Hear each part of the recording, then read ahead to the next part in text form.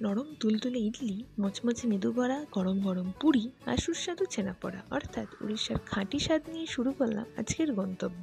প্রথমেই পৌঁছে গেলাম প্রকৃতির রঙে রঙিন বাটারফ্লাই পার্কে।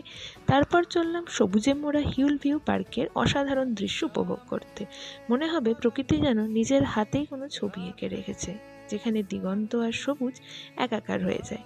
তারপর পৌঁছে গেলাম দারিংবাড়ির সেই বিখ্যাত লাভার্স পয়েন্টে। চারিদিকে পাহাড়ি নদীর স্রোত, ঝর্ণার কলকল শব্দ, সবকিছু মিলিয়ে যেন কোনো সিনেমার ফ্রেম, যেখানে থাকাকালীন মনেই হলো না কি করে সময় নিমেষের মধ্যে কেটে গেল। বাড়ির সকলের সাথে ঝর্ণার স্রোতে আনন্দ উপভোগ করতে করতে লাভার্স পয়েন্টকে পিছনে ফেলে এগিয়ে চললাম ইমু পাখিদের ডেরায়।